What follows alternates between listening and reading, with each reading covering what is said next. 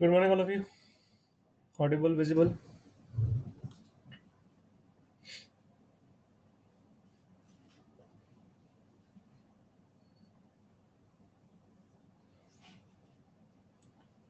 चलो पहले ऐसा करते हैं, डू योर सेल्फ 1 2 3 और O1 में 1 से 4 दिया था होमवर्क, इसको डिस्कस कर लेते हैं। शीट के सॉल्यूशन है ना, मैं आज शेयर कर दूंगा।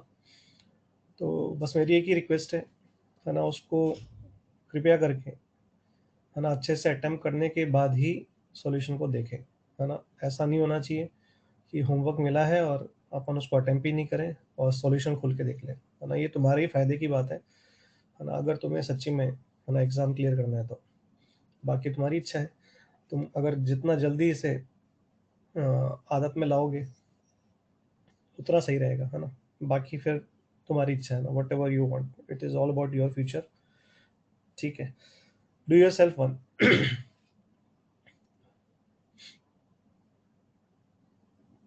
क्वेश्चन नंबर 1 2 3, वैसे तो है ना there will be no doubts, लेकिन फिर भी अपन कर देते हैं। ठीक है, डू योर सेल्फ वन के बाद do your self to.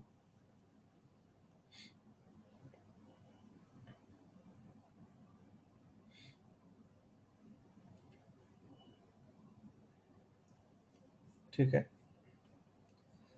Then देखो ये बीच में इलस्ट्रेशंस होते हैं, आई होप सब लोगों की आदत है कि वो शीट के इलस्ट्रेशंस भी पढ़ते होंगे।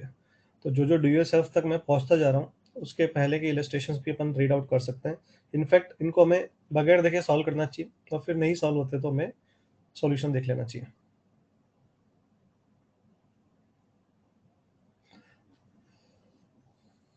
हाँ, यहाँ पे डू योर सेल्फ थर्ड में, if there is any doubt, nature of triangle check करेंगे सबसे पहले। आई होप कल भी अपन ने क्वेश्चन किया था, तो अपन ने कहा था नेचर ऑफ ट्रायंगल के बारे में।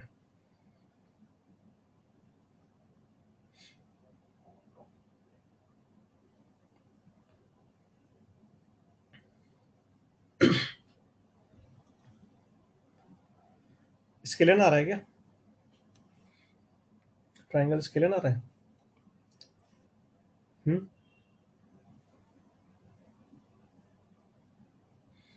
तो फिर स्केलन आएगा तो मेहनत बहुत ज़्यादा लग जाएगी। सेंट्रोइड तो जल्दी निकल आएगा, बट सरकम सेंटर और सरकम रेडियस ऑर्थो सेंटर निकालने में शायद दिक्कत हो गई होगी तुम लोगों को, है ना। ऐसा करेंगे अपन, इसको अपन स्ट्रेट लाइन की इक्वेशन से करेंगे बाद में। तो अभी अपन अगर नहीं कर पाए इसको तो अपन छोड़ देते हैं इसको, फिर मैं 2 लाइन से एक तरीका है जो अपन स्ट्रेट लाइन पढ़ने के बाद देखेंगे। ठीक है, अगर किसी को दिक्कत है तो। स्केलिन ट्रायंगल आ रहा है कुछ लोग कह रहे हैं, उनके लिए मैं बात बोल रहा हूँ, बाकी जिनसे हो गया कोई दिक्कत नहीं है। ठीक है,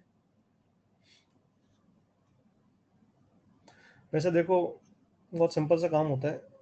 अभी के लिए अगर तुम्हें एक और मेथड बताऊँ मैं, तो ये तीनों पॉइंट हमें दे रखे हैं, है ना। We know this is 0,1, this is 2,3 और ये पॉइंट 3,5। तो अपना जो सरकम रेडियस होता है वो ये डिस्टेंस होता है, ये सब बराबर होगा ना, क्योंकि सर्कम रेडियस मतलब जो सर्कल इसको सर्कमस्क्राइब करेगा उसका रेडियस। तो अगर अगर इस पॉइंट को कुछ मान लेते हैं अल्फा कोमा बीटा, तो अपन डिस्टेंस फॉर्मूला लगा देते हैं, इसको सपोज करो ओ कह देता हूँ मैं।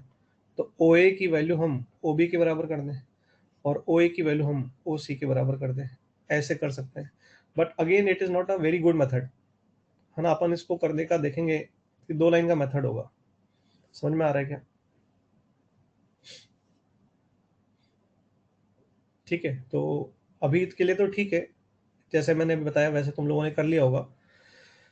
बाकी इसको अपन लोग, मैं फिर बोल रहा हूँ, है ना, सरकम सेंटर हो गया, ऑर्थो सेंटर हो गया, है ना, ये अपन 2 लाइन वाला मेथड का सीखेंगे आफ्टर स्टडिंग स्ट्रेट लाइन की इक्वेशन लिखना। ठीक है, तो गिव मी 1 more 2 lectures। तो 2 लेक्चर के अंदर अंदर आई थिंक नेक्स्ट 2 लेक्चर्स में मंडे तक अपन लोग है ना इन चीज़ों पे पहुंच जाएंगे। नहीं, आपको डिस्टेंस फॉर्मूला से ही नेचर चेक करना पड़ता है। एक मेथड राइट एंगल ट्रायंगल के लिए जो काम आता है उसमें स्लोप यूज़ करते हैं, तो वो भी अपन आगे देखेंगे जो अपन पढ़ेंगे तब। अब आ जाते हैं अपन लोग ओवन एक्सरसाइज में। ओवन एक्सरसाइज में अपन ने 4 क्वेश्चन दिए थे 1 to 4।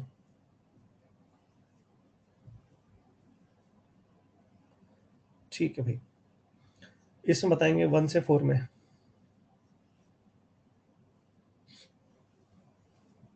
पहला ही क्वेश्चन नहीं हुआ है और वेरी सरप्राइजिंग, जिनसे फर्स्ट क्वेश्चन नहीं हुआ है, आई मस्ट से कि they need to work really hard.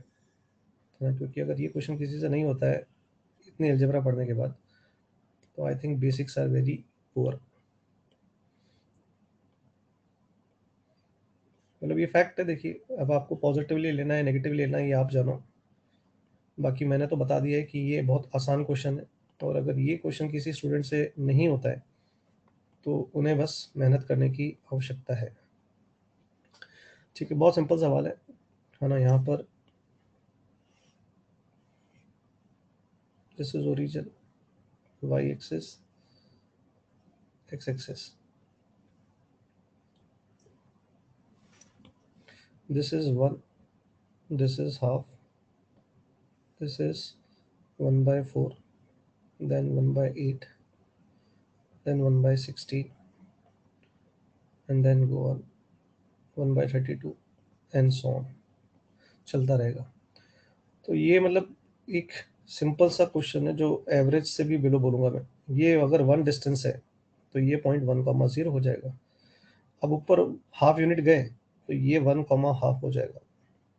फिर हॉरिजॉन्टली 1/4 गए तो ये 1 + 1/4 रहेगा, और आप हॉरिजॉन्टली जा रहे हो तो वाई में चेंज नहीं आएगा। अब जब नीचे आएंगे तो 1 + 1/4 एक्स तो सेम ही रहेगा, और वाई कोऑर्डिनेट में क्या हो जाएगा, 1/2 - 1/8 हो जाएगा।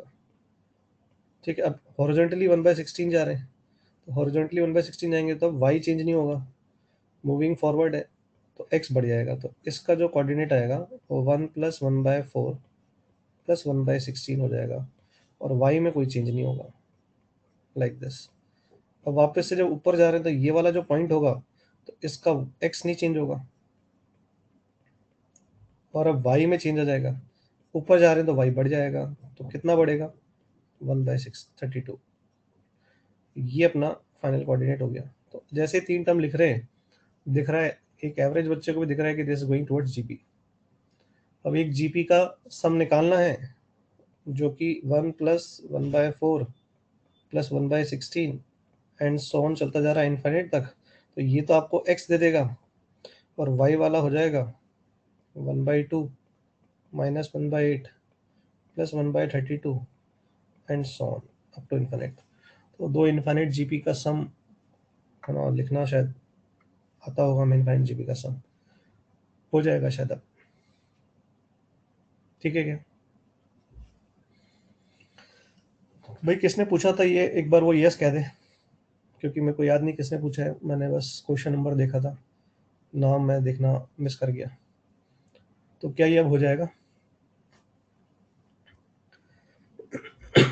ठीक है, आगे बढ़ता हूँ मैं। और कोई क्वेश्चन यहाँ पे? देखो एक चीज मैं सिंपल सी बात समझा देता हूँ, है ना। हम जितना टाइम फोकट का डिस्कशन में वेस्ट करेंगे वो हमारा ही लॉस होगा। जितना आप अच्छे से होमवर्क करके आओगे तो उतना मुझे थ्योरी पढ़ाने का और अच्छे क्वेश्चंस कराने का मौका मिलेगा। अब आपकी चॉइस है, आपको अच्छे लेवल पे पढ़ना है, अच्छे सवाल करने हैं तो टाइम ज़्यादा चाहिए। तो जितना आप डिस्कशन में फोकट टाइम वेस्ट करोगे, है ना, उतना आपका ही नुकसान होगा। सिंपल सी इक्वेशन है। मेरे पास रेस्पेक्टेबल लेक्चर्स हैं कि मुझे इतने लेक्चर में स्ट्रेट लाइन खत्म करना है, तो मुझे करना है। अब आप कितना उसमें से मतलब गेन कर पाते हो ये आप पे डिपेंड करता है। तो अगर जो लोग भी बिलो एवरेज है, अगर 2-3 हैं तो मैं उनको अवॉइड कर सकता हूँ, लेकिन अगर 50% क्लास इस तरह के क्वेश्चंस पूछती है जो कि बहुत ही बेकार है, तो वो फिर मैं, है ना, मैं अवॉइड करने लग जाऊंगा उनको। तो 50% होता है तो मुझे बताना पड़ता है। ओवन में 1 से 4 मैं सॉल्यूशन आज शेयर कर दूंगा, नो डाउट, है ना। पूरी शीट के सॉल्यूशन में I will share in the group. अभी मैंने आज मॉर्निंग में 38 रेस के सॉल्यूशन भी शेयर कर दिए जो मैंने कल होमवर्क में दिया था, और कल 38 अपन रेस डिस्कस करेंगे। आज 37 डिस्कस करना है। 1 से 4, 1 तो बता ही दिया है। 2, 3, 4 एनी डाउट्स?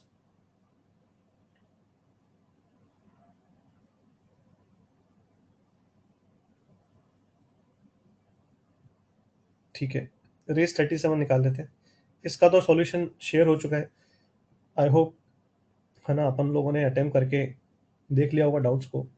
फिर भी अगर किसी को कुछ कुछ डिस्कस करना हो, कुछ बोलना हो, तो इट इज ओपन 37 रेस, 1 से क्वेश्चन नंबर 4 तक 37 रेस।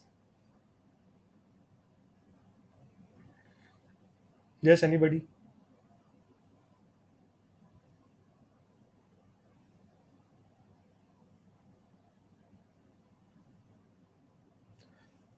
क्या क्वेश्चन नंबर 2 किसी ने पूछा है क्या? एक 2 लिखा हुआ है सामने, तो 2 कमेंट के लिए है, क्वेश्चन के लिए? अगर क्वेश्चन पूछ रहे हैं ना भाई, तो क्वेश्चन 2 लिख दिया करें ऐसे, क्योंकि 1 और 2 अपनी जो नोटेशन अपने को पता है किस लिए यूज कर रहे हैं अपन।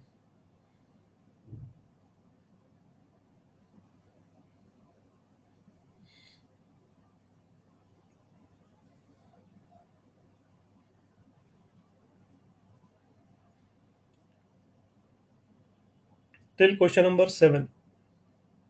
क्वेश्चन नंबर 5 का बी क्यों क्यों होगा? क्वेश्चन नंबर 5 का बी में क्या लिखा हुआ है?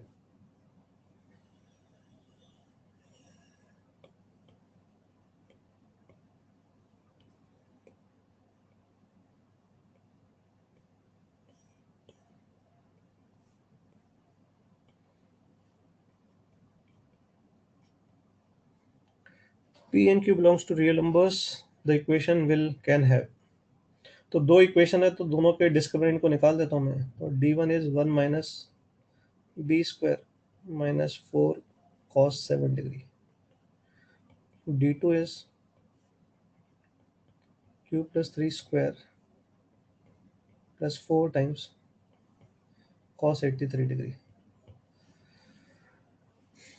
कॉस नहीं साइन है, सॉरी। ठीक है, यहाँ तक ये तो निकाल लिया होगा। अब अपन को d1 प्लस d2 करना पड़ेगा, तो 1 माइनस बी का whole square and q plus 3 का होल स्क्वायर। आई थिंक सबको पता होगा, ये वैल्यू को cos 7 लिख सकते हैं रिडक्शन फॉर्मूले से। तो d1 plus d2 is greater than equal to 0। तो अगर दो चीज़ों का सम ग्रेटर इक्वल टू 0 है, तो कम से कम एक d जो होगा वो ग्रेटर इक्वल टू 0 तो होगा ही होगा। दूसरे पे हम कमेंट नहीं कर सकते। दोनों चीज़ें पॉजिटिव भी हो सकती है ना, दोनों चीज़ें साथ में नेगेटिव नहीं हो सकती, क्योंकि आपका d1 plus d2 greater equal to 0 आ रहा है।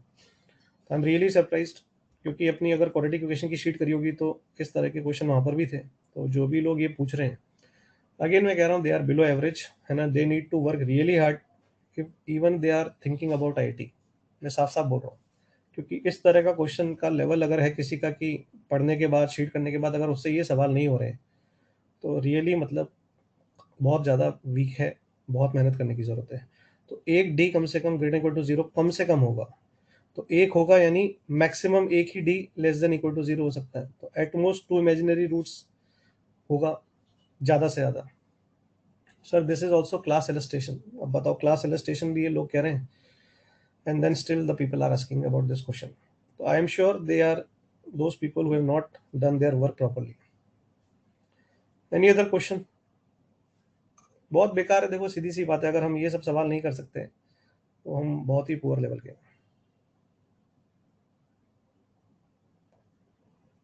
क्वेश्चन नंबर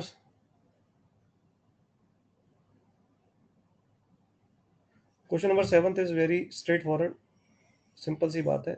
ये जीरो होगा, ये जीरो होगा, ये जीरो होगा, तो ये एक जीपी बन जाता है। नहीं भाई, ये सॉल्यूशन नहीं पढ़कर आया हो तो कोई जरूरत नहीं है अटेम्प्ट करने की, है ना। यहाँ पर ड्रामाबाजी नहीं चल रही है। सॉल्यूशन किस लिए दिया गया है?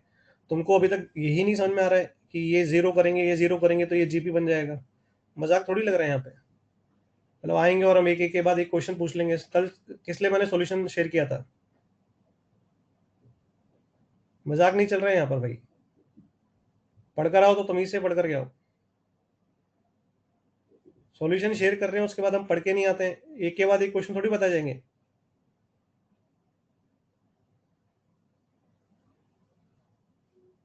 आ गए हैं बस मुंह उठा करके कि भाई चलो एक एक सवाल पूछ लेंगे। पहले पहले अभी नहीं करिए, इसलिए देखो ये कैसे घटिया घटिया सवाल पूछे जा रहे हैं। ऐसे क्वेश्चन पूछने से हमारा टाइम वेस्ट हो रहा है, हम तो मतलब पढ़ नहीं रहे हैं, लेकिन जो बच्चे अच्छे हैं, जो जेईई में अच्छी रैंक ला सकते हैं, उनका भी टाइम बर्बाद हो रहा है। तो ये मतलब थोड़ी है कि जो बच्चे पढ़ते नहीं उनके लिए हम बाकी लोगों को मतलब बर्बाद करेंगे। मतलब सॉल्यूशन दे दिया गया है, बेसिक बेसिक से सवाल नहीं हो रहे हैं। पहले दिन भी समझा चुका हूँ कि तमीज से पढ़ करके आना है, और नहीं पढ़ना है तो फिर क्यों एडमिशन लेकर के अपने पेरेंट्स के पैसे वेस्ट करते हो।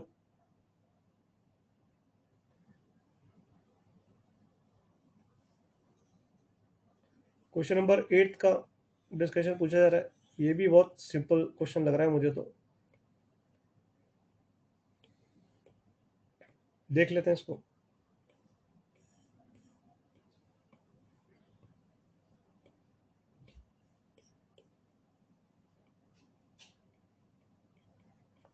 यहाँ पे क्या लिखा है, सर गलत आंसर दिया है। अब आंसर गलत दिया है तो सॉल्यूशन से एक बार मैच कर लो सॉल्व करके। मैं यहाँ पर भी स्टेप्स बता देता हूँ तुम्हें। ये 42 है, ये फर्स्ट इक्वेशन हो गई। 1/10x प्लस 1/10y, ये हो जाएगा 49। ये सेकेंड इक्वेशन है। अब इस इक्वेशन का अगर एलसीएम लें तो 10x plus 10y is equals to 49 10x into 10y। I think अगर मैं सीरियसली बोलूँ, अगर मैं एक पढ़ने वाला बच्चा हूँ, सीरियस कंटेंडर हूँ, तो शायद मैं इस क्वेश्चन का आंसर गलत हो या सही हो तो भी डिस्कस नहीं करूंगा, क्योंकि मुझे पता है कि अब ये वाली वैल्यू मैं ऊपर से लिख दूंगा। अब ये मेरे को वैल्यू मिल चुकी है, मुझसे पूछा 10x प्लस वाई क्या है, तो जो भी मेरा आंसर आ रहा है वो सही है। अब आंसर पीछे गलत दिया है सही दिया है, आई थिंक इसको बोलना भी और डिस्कस करना भी कोई मतलब ही नहीं बनता है। मतलब एक बच्चे में कॉन्फिडेंस जो होता है वो दिखता है यहाँ से कि उसको कितना कॉन्फिडेंस है। ये 42 हो गया, ये 1 माइनस ये 42/49 हो गया, सिंपल। अब जो भी आंसर आ रहा है यही मेरा आंसर है, बस भाड़ में जाए पीछे क्या लिखा हुआ है। इतना कॉन्फिडेंस इंसान में होना चाहिए कि ये ऐसे ही होना था, मैंने ऐसे ही किया है, यही इसका आंसर है। अब पीछे अगर आंसर गलत दिया तो गलत है वो, सिंपल। इतना कॉन्फिडेंस इंसान में होना चाहिए। क्वेश्चन नंबर 8 हो गया है। और कोई क्वेश्चन?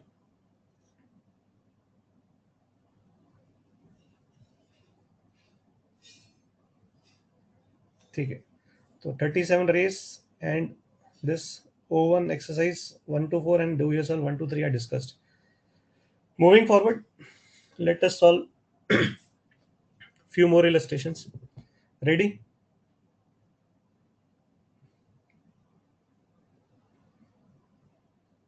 Everyone is ready?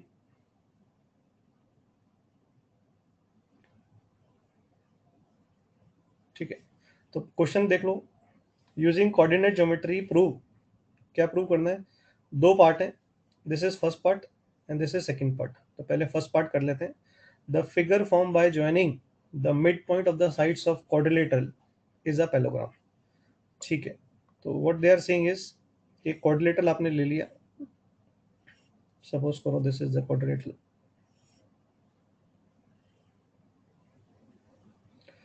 तो दिस इज द क्वाड्रिलेटरल, और इसके आप मिड पॉइंट्स जो साइड के हैं उनको लो।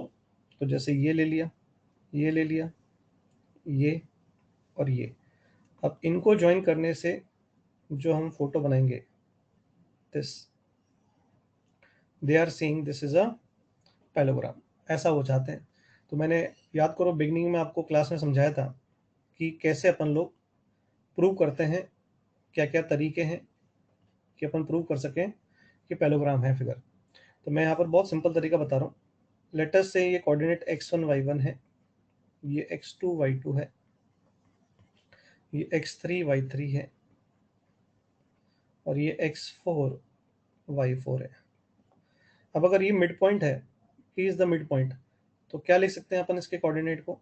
तो x1 plus x2 by two and y1 plus y2 by two, ऐसे लिख सकते हैं अपन। सिमिलरली क्यू को अपन लिख सकते हैं x2 plus x3 by two and y2 plus y3 by two. Similarly R को लिख सकते हैं x3 plus x4 by two and y3 plus y4 by two. And x1 plus x4 by 2 and y1 plus y4 by 2, ये अपने हो गए। अब we know कि अगर किसी भी क्वाड्रेटिक को पैरेललोग्राम प्रूव करना है तो या तो उसके अपोजिट साइड्स अपन इक्वल प्रूव करें, या पैरेलल प्रूव करें, या डायगोनल्स बाइसेक्ट करें, ये प्रूव करें। तो मुझे जो आसान दिख रहा है यहाँ पे वो ये है कि जो इसके डायगोनल्स हैं वो बाइसेक्ट कर रहे हैं। I think we can see that ये एंड ये बराबर आने वाला है। कैसे आने वाला है? अगर इस पॉइंट को मैं कुछ नाम दे दूँ, से m दे दूँ, तो क्या हम लोग इसका मिड पॉइंट निकाल सकते हैं, s का और q का? तो s का मिड पॉइंट क्या होगा? दिस प्लस दिस बाई 2 करेंगे। तो क्या मैं बोल सकता हूँ वो x1 plus x2 plus x3 plus x4 by 4 हो जाएगा? क्या ऐसा दिख रहा है सबको? इसी तरह से अगर मैं y की बात करूंगा तो वो भी शॉर्ट में बोले तो सिग्मा y1 बाई 4 हो जाएगा। अगर मैं इसका और इसका मिड पॉइंट निकालूं तो क्या वो सिग्मा x1 बाई 4 हो जाएगा? और क्या y वाला भी दिस प्लस दिस बाई 2 करूंगा तो क्या वो सिग्मा y1 बाई 4 होगा? तो क्या हमें डायगोनल्स बाइसेक्ट करते हुए नजर आ रहे हैं? अगर हमें डायगोनल्स बाइसेक्ट करते हुए नजर आ रहे हैं तो कैन वी से कि ये जो क्वाड्रेटल है PQRS, it has to be parallelogram. क्या समझ में आ गया क्या? What I am saying is this कि इसके आप अगर कोऑर्डिनेट्स निकालोगे तो ये आ रहे हैं, और P और R का भी मिड पॉइंट और S और Q का मिड पॉइंट यही आ रहा है। तो diagonals are bisecting.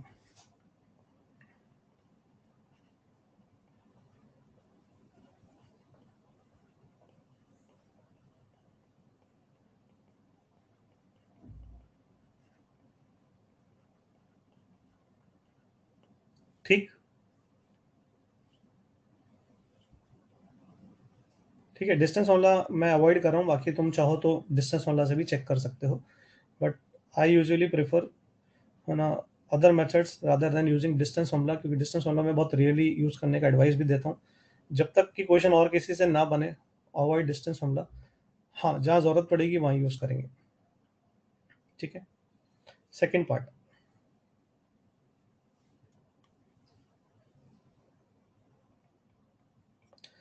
8th 9th class का है ना कॉन्सेप्ट है, थ्योरम है, पढ़ा हुआ होगा। In parallelogram the sum of the squares of its sides is equal to sum of the squares of the diagonals. कैसा जानते हैं हम लोग? Do we know this thing कि पैरेललोग्राम में ये प्रॉपर्टी होती है? अगर हम नहीं जानते हैं तो ना हमें याद रखना चाहिए, ये बहुत कॉमन सी प्रॉपर्टी है जो मोस्ट प्रोबेबली सब लोगों ने कभी ना कभी 8th 9th 10th में कहीं ना कहीं पढ़ी होगी। ठीक है, दिस इज ABCD पैरेललोग्राम। अब क्या कर सकते हैं अपन लोग, एक और चीज अपन सीख सकते हैं। अगर क्वेश्चन में कोई कंस्ट्रेंट नहीं है तो आप ओरिजिन को भी यूज में ले सकते हो। जैसे मैं यहाँ पर I can take this as origin, 0 0 ले लिया मैंने, क्योंकि कहीं पर भी क्वेश्चन में ऐसा नहीं है कि ओरिजिन कहीं और यूज हो रहा, तो क्वेश्चन इससे थोड़ा आसान बन जाएगा। और ए बी को अपन एक्स एक्सेस के अलॉन्ग मान लेते हैं, तो ये कुछ A, 0 ले लूंगा मैं। तो वेरिएबल मैं चाह रहा हूँ जितना कम से कम हो सके ताकि कैलकुलेशन हमारी आसान हो जाए। तो अगर मैं A को 0 0 लूंगा और ए बी को मैं एक्स एक्सेस के अलॉन्ग ले रहा हूँ, तो मैंने B को A, 0 ले लिया। ये कोई डाउट वाली बात है तो बताओ भाई, किसी को लग रहा हो सर कि नहीं मेरे को तो ये जम नहीं रहा है, कुछ प्रॉब्लम है? ठीक है, अब नाउ अब यहाँ पर बच्चे जो पहली बार सीख रहे हैं वो लोग गलती से क्या करते हैं कि सर ने चलो इधर तो A, 0 लिया था, तो सर इसको 0, B लूँगा। अब ये गलत हो जाएगा, है ना, ये गलत है, क्योंकि ये लाइन जो है ये परपेंडिकुलर नहीं है। तो अगर मैंने इसको एक्स एक्सेस के अलॉन्ग लिया है तो वाई एक्सेस जो है वो एक्स एक्सेस के परपेंडिकुलर होता है। तो आप इसको वाई एक्सेस को इधर लोगे, ना कि किसी एंगल पे लोगे ऐसे। ये बात समझ में है क्या? तो इसको आपको मानना ही पड़ेगा कुछ B, C। You have to take it as B, C। समझ में आया क्या? अब दिस इज अ पैरेललोग्राम, तो डायगोनल्स बाइसेक्ट करेंगे। तो अगर डायगोनल्स बाइसेक्ट करेंगे तो हम C के कोऑर्डिनेट A, B और C को यूज करके निकाल सकते हैं। निकाल सकते हैं क्या? तो ये वाला जो पॉइंट होगा ये मिड पॉइंट होगा, इन दोनों डायगोनल्स के लिए। सो इसके कोऑर्डिनेट को अपन क्या लिख सकते हैं? This is a plus b by 2 and c by 2. So can I say this is going to be a plus b comma c? जरा देखो, कोई दिक्कत? अब हो गया मेरे हिसाब से काम, है ना? Since it is a parallelogram, तो मैं कह सकता हूँ, देखो अब ये सिंपल सी चीज़ है, ये a है तो ये भी सर a ही होगा। अब सर ये बात करें तो ये आपका होगा sir under root of B square plus C square, तो सर ये भी वही होगा under root of B square plus C square, क्योंकि opposite sides are equal in parallelogram. Now I think अगर मैं तुमसे बोलूं प्रूव करने को क्या था, तो sum of the squares of the sides, यानी कि ये साइड्स का स्क्वायर ले लिया मैंने, तो कैन यू सी ये बन जाएगा अपना 2 टाइम्स ए square plus B square plus सी स्क्वायर। क्या ये ऐसा बनेगा कि नहीं बनेगा?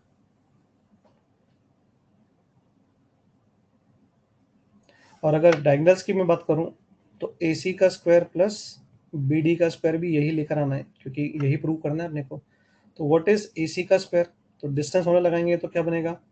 अंडर रूट ए प्लस बी का होल स्क्वायर, ए प्लस बी का होल स्क्वायर प्लस सी का स्क्वायर, अब इसका भी होल स्क्वायर, क्योंकि ये ए सी है और हम ए सी स्क्वायर लिख रहे हैं, प्लस बी डी, तो B D is under root of a minus b का होल स्क्वायर प्लस सी का स्क्वायर एंड इसका होल स्क्वायर।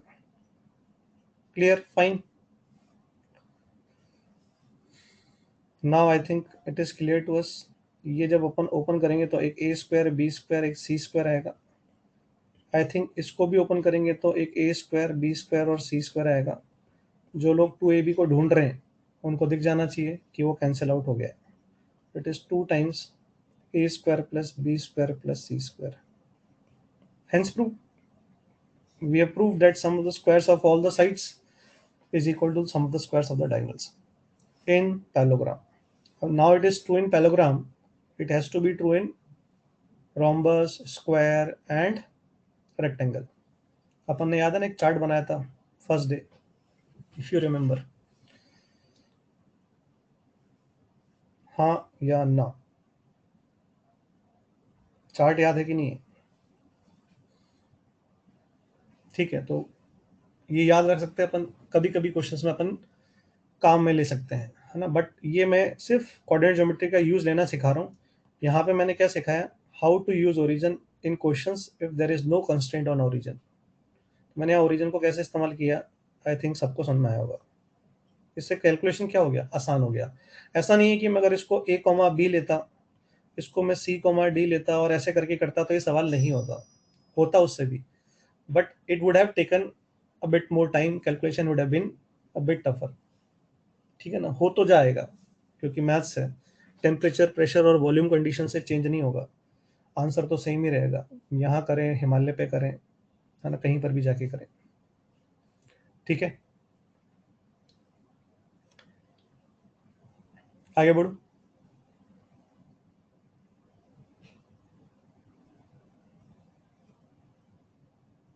चलो, now we are moving forward towards next article, that is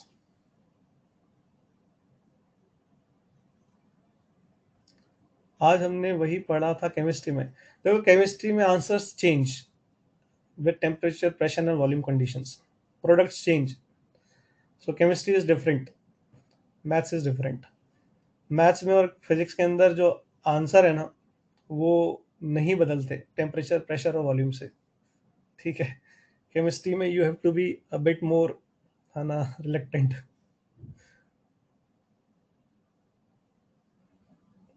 चलो, area of triangle and condition for collinearity. Now we are looking forward toward the next article कि आपके पास 3 points हैं A B C. अगर ये collinear नहीं है तो देखो 2 पॉइंट्स तो हमेशा कोलिनियर होते हैं। अब तीसरा पॉइंट अगर इस लाइन पे लाई करेगा तो हमेशा एक ट्रायंगल बनेगा। बिफोर आई मूव फॉरवर्ड, अपने को शायद बेसिक ट्रायंगल इनइक्वालिटीज पता होगी कि 2 साइड का सम ट्रायंगल में हमेशा तीसरे से बड़ा होता है, हाँ या ना? तो ये सब अपने को आना चाहिए। ट्रायंगल इनइक्वालिटी काफ़ी क्वेश्चंस में कभी-कभी यूज़ में आती है, आगे भी यूज़ में आएगा अलजेब्रा में। Sum of two sides of a triangle is always greater than the third side and difference of two sides is always less than the third side. तो अगर कभी भी दो साइड का सम तीसरे के बराबर आता है तो इसका मतलब है ट्रायंगल नहीं बन रहा है, इसका मतलब वो पॉइंट्स कोलिनियर हो चुके हैं।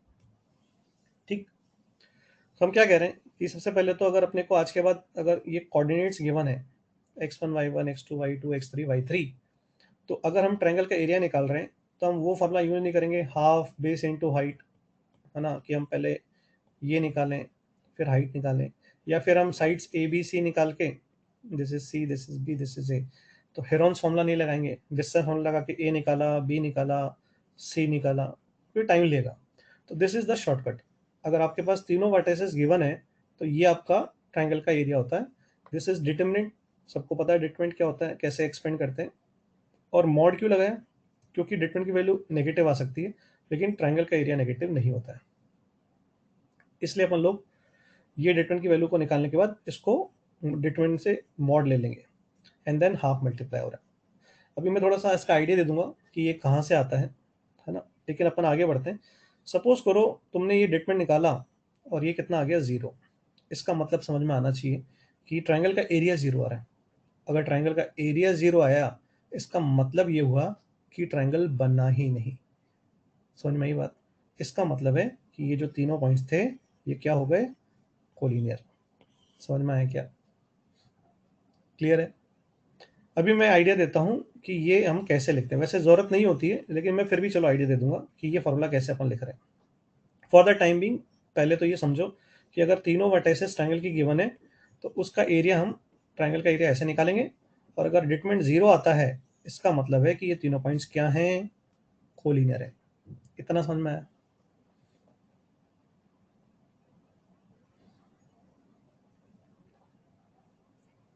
वन और टू। अब एक छोटा सा पहले को क्वेश्चन करके देखो। पहले सिंपल सा क्वेश्चन है, लेट अस सी कि कितने लोग डिटरमिनेंट को एक्सपेंड करना सही तरीके से जानते हैं, कितने लोगों को डिटरमिनेंट एक्सपेंड करना आता है। अब इसमें भी अगर सब लोगों ने अलग अलग आंसर दिए तो मतलब इससे बेकार बात तो कुछ नहीं हो सकती। आंसर मैं बाद में कमेंट करूंगा।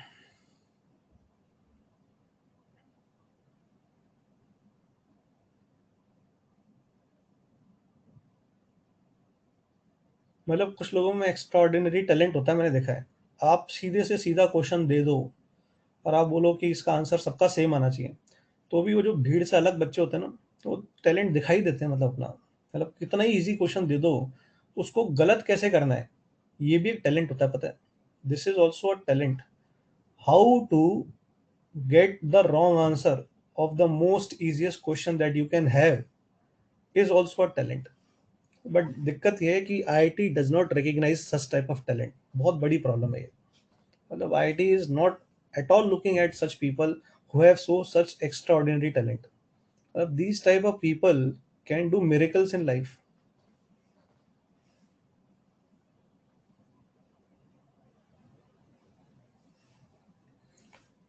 भाई क्या करेंगे इस क्वेश्चन में? मतलब ये determinant k plus 1 2 minus k 1 1 minus k 1 2 plus k 3 minus k 1, this should be 0। इतना सा काम करना है बस। और अब इसको जब एक्सपेंड किया जाएगा तो k का वैल्यू आ जाएगा। अब एक्सपेंड करने से पहले आप चाहो तो दो जीरो बना लो, क्योंकि अपने को एक ही रो या एक ही कॉलम में जब 1 1 दिखता है तो अपन उसको जीरो बनाने में इंटरेस्ट लेते हैं। तो आई थिंक सब लोगों ने यही किया होगा कि सबसे पहले R2 goes to R2 minus R1, साथ में R3 goes to R3 minus R1, ऐसे लिख देते हैं। तो अगर ये करेंगे तो k प्लस 1 पहली रो में कोई बदलाव नहीं है, यहाँ पे दिख रहा होगा 0। R2 में से R1 को सब्ट्रैक्ट करेंगे तो यहाँ 2 बचेगा और यहाँ 1 बचेगा, फिर यहाँ बचेगा 1 और इसमें से इसको सब्ट्रैक्ट कर देंगे तो बचेगा -2k। And now simply expand by column third, तो ये आ जाएगा अपने पास -2k -2 इज इक्वल्स टू 0। हाँ के ना?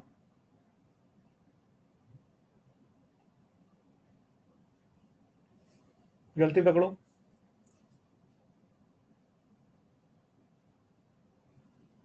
गलती पकड़ेंगे।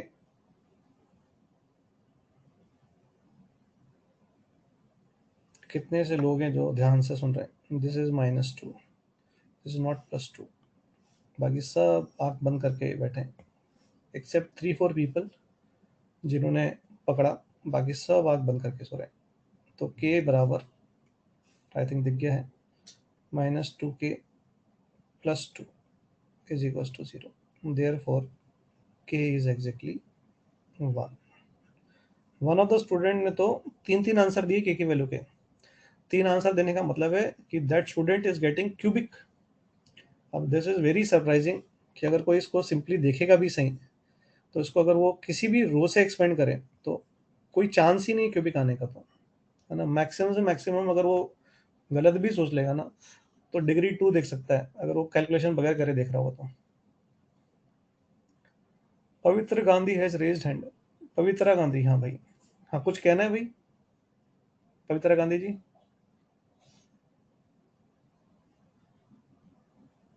या हैंड रेज गलती से हो गया? गलती से हुआ, ओके। ठीक है भाई, I think this is very simple. I think डिटमेंट पढ़ लिया है तो उसके बाद तो इस आर्टिकल के क्वेश्चंस में गलती होने का कोई स्कोप ही नहीं होना चाहिए। सिंपल सा डिटमेंट का काम करना है। अब यहाँ पर अपन लोग थोड़ा सा चाहें तो प्रूफ का आइडिया ले सकते हैं कि सर ये डिटमेंट वाला जो फॉर्मूला है आप कैसे लिख रहे हो, है ना। थोड़ा सा मैं यहाँ पे समझा देता हूँ। करूँ स्टार्ट?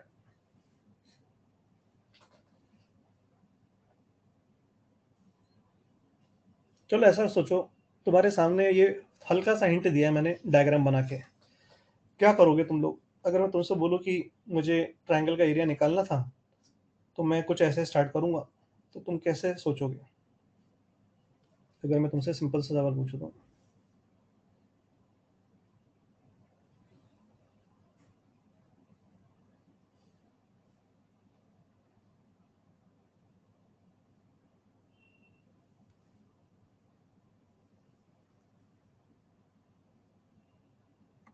नहीं, हीरोन्स फॉर्मूला यूज नहीं करूंगा मैं।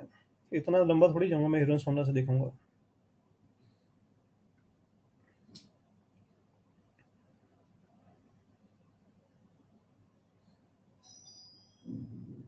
चलो, this point is x1 comma 0, this point is x3 comma 0, and this point is x2 comma 0।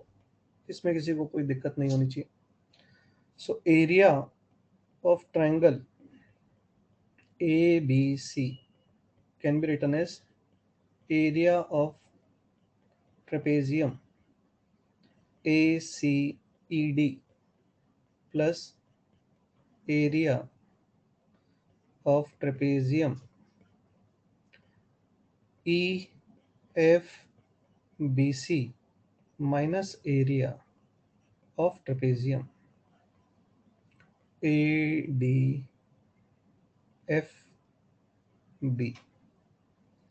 इसमें किसी को कोई दुविधा? ये ट्रेपेजियम का एरिया और ये ट्रेपेजियम का एरिया जोड़ दिया और फिर ये वाला घटा दिया, तो इससे अपने को ट्रायंगल एबीसी का एरिया मिल जाएगा। ठीक है, अब ये करने से देखो सीधे दिख जाएगा। ट्रेपेजियम का एरिया क्या होता है बताओ? हाफ। देखो इस ट्रेपेजियम के एरिया की मैं बात कर रहा हूँ, इस ट्रेपेजियम के एरिया, तो sum of the parallel side, तो ये साइड क्या हुई और ये साइड क्या हुई? तो I think this is y1 and this is y3, और ये हुआ हाइट, जिसको अपन x3 माइनस x1 बोल सकते हैं, हाँ है ना। तो half y1 plus y3 into x3 minus x1 plus now this trapezium we are talking about, तो half sum of the parallel sides into this height, Again, this side is x2 minus x3, and this is y2, and this is y3. Fine.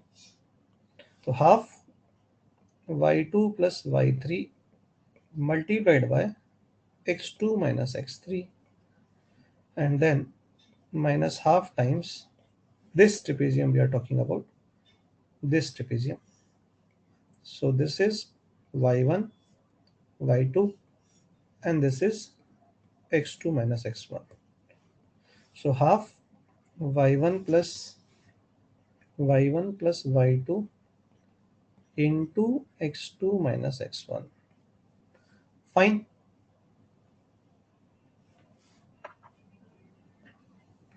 Now, since we are talking about area and we don't know exact location of x1, x2, x3, तो मैं यहाँ पे mod लगा देता हूँ, क्योंकि x3 minus x1 can be negative also. हम x1 लिख दिया, ठीक है. तो that is why, because we have not plotted this exactly on the Argand plane, sorry, on the Cartesian plane. ठीक है. तो that is why यहाँ पर मैं मॉड लगाऊंगा. अब अपन सिंपल सा काम है जो कर रहे हैं, हाफ बाहर लिखा. अब यहाँ पर देखना जरा, x1 वाले टर्म्स को मैं पकड़ रहा हूँ. x1 वाले टर्म्स में देखो क्या क्या आएगा. हाफ में बाहर ले चुका हूँ, x1 का टर्म यहाँ पर और यहाँ पर है, ठीक है. ये वाला माइनस इससे माइनस मल्टीप्लाई करेगा तो ये प्लस बन जाएगा. तो एक तो आएगा y1 प्लस y2 और एक आएगा y1 प्लस y3, और ये माइनस साइन के साथ आएगा, है ना. तो मैं डायरेक्टली लिख रहा हूँ, थोड़ा सा आए, है ना, I looking forward for cooperation from your side. This is y2 minus y3, क्योंकि y1 वाला टर्म कट जाएगा, है ना. I think it is simple. If you look at x1 here and x1 here and collect the terms, you can see y1 is getting cancelled, and this minus will become plus. Simple as that. Now, अगर मैं x2 के साथ देखूं, तो x2 मेरे को कहाँ दिख रहा है, यहाँ दिख रहा है और यहाँ दिख रहा है. तो मैंने माइनस x2 लिखा है यहाँ पे, तो माइनस साइन ये रहा. तो माइनस x2 लेंगे तो y1 प्लस y2 आएगा, और यहाँ पे माइनस y2 और y3 आएगा, है ना. तो क्या बचेगा बताओ.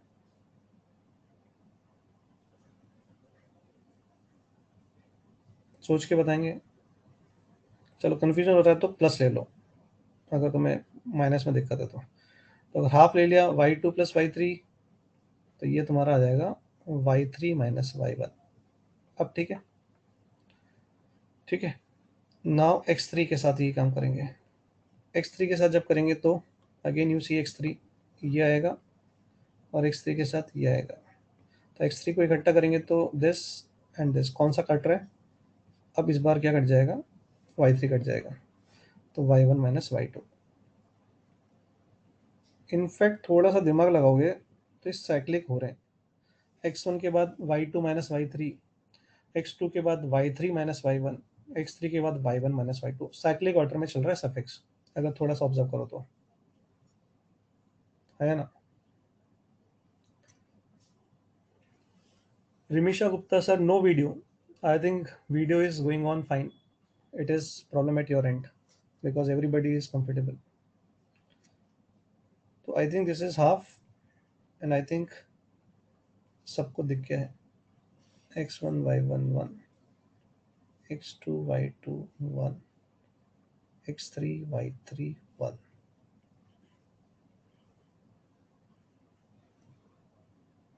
आगे क्या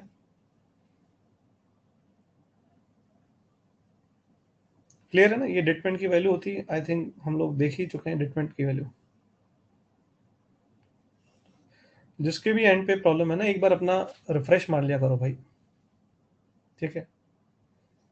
rather than just just saying कि सर नहीं आ रहा है, ये हो रहा है, वो हो रहा है, बेटर है कि अपन रिफ्रेश कर लें. क्योंकि देखो, मैं पहले भी समझा चुका हूँ, मैं फिर बता दूँ. मेरे पास जो अपैरेटस हैं, चेकिंग अपैरेटस साइड में रहते हैं, तभी मैं बीच में साइड में देखता रहता हूँ, है ना. मैं हर बार थोड़ी देर में साइड में देखता हूँ, तो मुझे दिख जाता है. सबसे पहले मुझे पता चलेगा, even before it comes to you. तो मुझे सबसे पहले आइडिया लग जाएगा. तो जब तक मैं कुछ ना कहूँ या सारे बच्चे नहीं बोलते ना, तो अपने एंड पे हो रहा है तो अपने को एक बार चेक कर लेना चाहिए, ठीक है.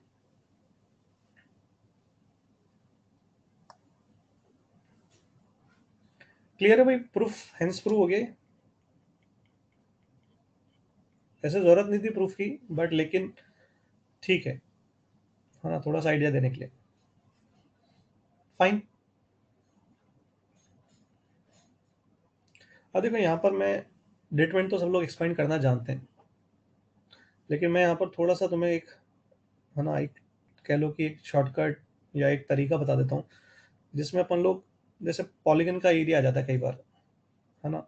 तो पॉलीगन का जब एरिया आता है तो आप, जैसे मैं सिंपली बोलूँ, एक क्वाड्रेटिक किसी ने दे दिया और तुमसे ये चारों वर्टाइसेस दे दिए, सपोज करो 1,2, 6,-1, 8,4, 0,9 दे दिया और बोले कि इसका एरिया बताओ। तो जनरली अपन क्या करेंगे, ऐसे इसको दो ट्रायंगल बना के इसका एरिया निकालेंगे, इसका एरिया निकालेंगे, तो दोनों को जोड़ देंगे, तो डेल्टा 1 प्लस डेल्टा 2, काम हो गया, चल गया काम। अब इसकी जगह और थोड़ा सा फोटो अपन, है ना, ऐसा ले लेते हैं, ये पॉलीगन। तो अब मेहनत बढ़ गई, है ना। मेहनत कैसे बढ़ गई कि ये आपने एक ट्रायंगल बनाया, फिर ये एक ट्रायंगल बनाया, तो डेल्टा 1, डेल्टा 2 एंड डेल्टा 3, तीन ट्रायंगल का एरिया बन जाएगा। निकल तो भी जाएगा, बट ये टाइम लेगा, तीन डिटरमिनेंट सॉल्व करने पड़ेंगे, हाँ या ना। अब इन तीन ट्रायंगल को सॉल्व करने में जितना टाइम लगे, अगर उससे अपन आधे काम में पूरा काम कर दें, मतलब आधे टाइम में, तो ज़्यादा बेटर होगा, हाँ या ना। तो इसके लिए अपने पास क्या है कि सिंपल सा तरीका होता है कि जैसे ये जो अपन ने लिखा है ना यहाँ पे हाफ, तो डिटरमिनेंट तो अपने को लगाना है ही सही, मतलब ये मैं साफ साफ बोल रहा हूँ कि डिटरमिनेंट तो आपको लगाना है ही सही। अब क्या करूंगा मैं, चलो और मैं सिंपल तरीके से समझाता हूँ कि अपन क्या लिख देंगे, x1 y1, x2 y2, x3 y3, और जहां से चालू किया ना वहीं पर ही एंड करेंगे इसको। ध्यान से सुनना तरीके को। तो यहाँ पर हम क्या करेंगे, पहले अपन लोग इस ऑर्डर में मल्टीप्लाई करके ऐड करते जाएंगे। Look at what I am doing, I will do x1 y3 plus x2 y3 and x3 y1, ये मैं करूँगा, ये सारे इकट्ठा लिख लूँगा मैं।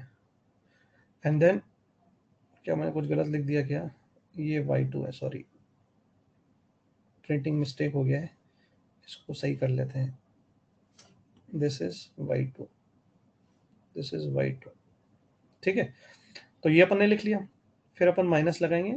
अब अपन उल्टा चलेंगे, यानी कि इस ऑर्डर में, कुछ पल्ले बड़ी बात, और उसे यहाँ लिख लेंगे x2 y1, x3 y2 and x1 y3। इसे कैलकुलेट करेंगे, मॉड लगा देंगे और बाहर हाफ मल्टीप्लाई कर देंगे। समझ में आया क्या? ये वैल्यू भी, डिटरमिनेंट की वैल्यू ही ऊपर जो लिखी है ना उसी के बराबर आएगी। इज इट क्लियर और नॉट?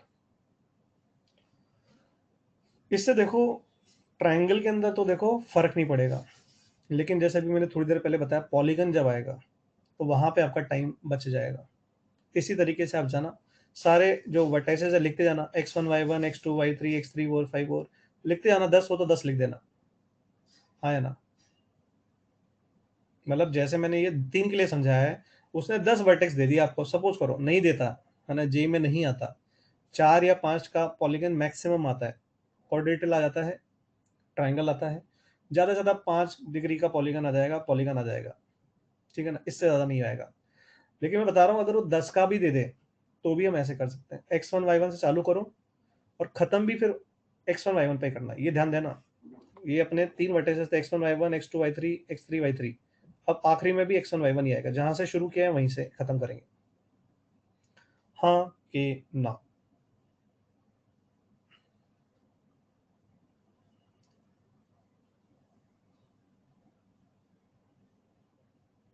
तो ये जो तरीका है ना, इससे हमारे थोड़े जो पॉलीगन्स वाले क्वेश्चन होते हैं, जो कभी कभी हम जेई के अलावा दूसरे एग्जाम देते हैं, जैसे कि कोई और एग्जाम तुम दे रहे हो, केवीपीवाई वगैरह दे रहे हो, किसी में भी दे रहे हो, तो कहीं ना कहीं काम आ सकता है। जैसे ये एक छोटा सा सवाल है to illustrate this, but remember, ये अपन लोग जो बात कर रहे हैं ना, ये अपन ने कॉन्वेक्स फिगर की बात करी है, कॉन्वेक्स, ठीक है। हम कॉनकेव की बात नहीं कर रहे हैं, कॉनकेव में नहीं लगाएंगे इसको। हम लोग पहले भी बोल चुके हैं स्टार्टिंग से कि we are dealing here with only convex figures. याद करेंगे first lecture, if you are following from the beginning, you know, ये मैंने स्टार्टिंग में कहा था। ठीक है, अब जैसे ये है तो यहाँ पे आप स्टार्ट कर दो एक जगह से, कोई सा भी एक टर्म से आप स्टार्ट कर दो। जैसे मैं यहाँ से स्टार्ट कर देता हूँ, तो मैं क्या लिखूंगा, 5 0 5 2। फिर ऑर्डर बदल मत देना, ये नहीं कि तुम एक इधर से उठा रहे हो एक इधर से उठा रहे हो, एक ऑर्डर में चल जाना बस, खत्म। ऐसे नहीं उठपटांग लिख रहे हैं अपन। 3 7 1 8 -3 4 3 4 -3 -1 -2 -5 0 -6 एंड 5 0। समझ गए? ठीक है, अब तुम समझ सकते हो इस क्वेश्चन के अंदर अगर अपन ट्रायंगल में ब्रेक करते, ऐसे ऐसे ऐसे ऐसे और ऐसे, कितना मेहनत लगता है ना हर एक ट्रायंगल की वैल्यू निकालने में। अब क्या करने वाला हूँ मैं, पता ही है सबको। पहले ये जाऊंगा,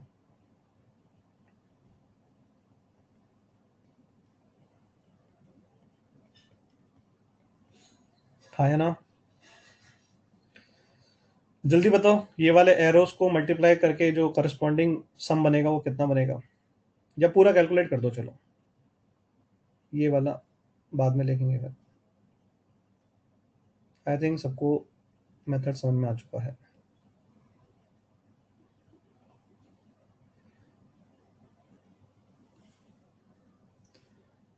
बेटा मैक्सिमम जूम कर दूंगा तो फिगर आउट हो जाएगा, तो दिक्कत होगी। तुम मोबाइल पे क्यों देख रहे हो, this is not good for your eyes also. Mobile की जगह आप, है ना, लैपटॉप या फिर आईपैड ले लो, कॉलेज में भी काम आएगा आपको, तो आप ले लो, क्योंकि आईज पे ज़्यादा स्ट्रेन पड़ेगा बेटा मोबाइल पे।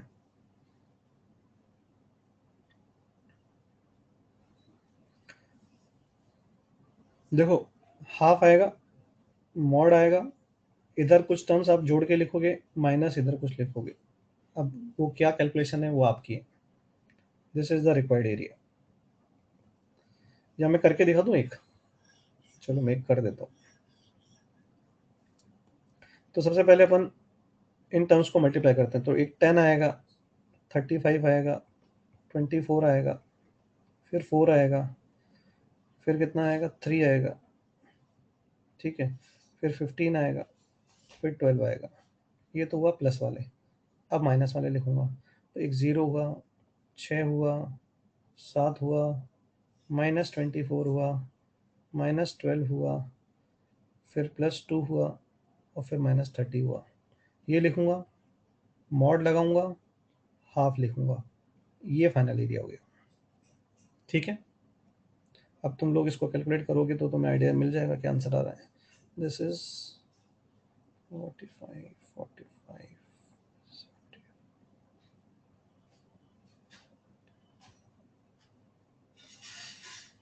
तो शायद ये तो आपका 103 आ रहा है, 103, है ना।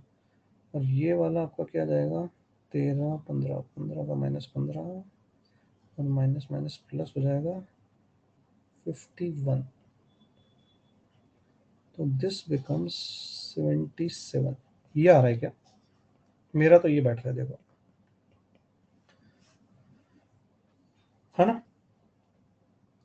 तो देख सकते हो, थोड़ा सा अगर प्रैक्टिस कर लोगे तो इसका एरिया अगर एग्जाम में पूछ लिया जाए, तो जिन बच्चों को ये डायरेक्टली लिखना नहीं आएगा तो उनको ट्रायंगल का एरिया लिखने में बहुत टाइम लगेगा। और एक भी क्वेश्चन में अगर अपन 1 मिनट 2 मिनट बचा लेते हैं ना, तो अपने को आगे काम आ सकता है दूसरे क्वेश्चंस में। तो इसलिए मैंने बताया, मैं फिर बोल देता हूँ, जेई के अंदर ज़्यादा काम नहीं आएगा, एडवांस के अंदर मेंस में एक क्वेश्चन आ सकता है, या आप दूसरे जो एग्जाम्स देते हो उनमें काम आ सकता है। ये मेरा मानना है। Looking at 15 to 20 years papers of JEE, इस तरह की चीज़ों को वो ज़्यादा एंटरटेन नहीं करते हैं, है ना, वो कॉन्सेप्ट पे ज़्यादा बिलीव करते हैं। ये तो एक ट्रिक हो गई जो अपन लोग, है ना, ले लेंगे यूज़ में इस तरह के क्वेश्चन में, है ना, मेंस में आ सकता है। ठीक है, और दूसरे एग्जाम्स अपन देते हैं कंपटीशन के, तो उसमें काम आ सकता है। डन। लेकिन ध्यान में क्या रहना चाहिए, ध्यान में ये रहना चाहिए, ये कॉन्वेक्स पॉलीगन के लिए है ट्रिक। अब जैसे एक एग्जांपल ये भी ले लेता हूँ कि सर ये नहीं है कॉन्वेक्स, आपने कॉन्वेक्स के लिए कहा, तो सर इस पे भी लगा के दिखाऊं, सर ये कॉनकेव है। अब आप कह रहे हो सर जेई में तो नहीं आएगा, तो कॉनकेव भी आ सकता है। तो सर जेई में नहीं आएगा और कॉनकेव आ गया, तो ये ट्रिक कैसे लगाएं? तो इसका ये है तरीका कि आप कॉनकेव को कॉन्वेक्स में बदल दो।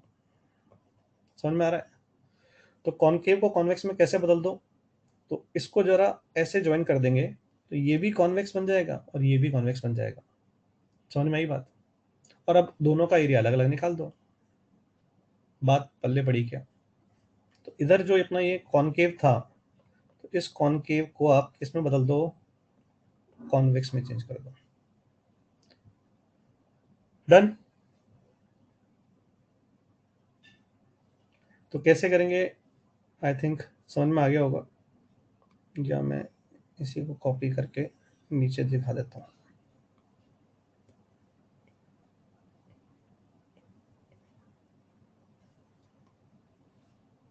इसमें we will join like this.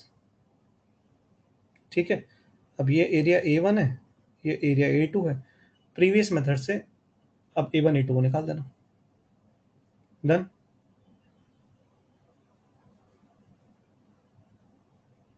अरे भाई, इसको ज्वाइन करूंगा मैं तो क्या ये वो बनेगा?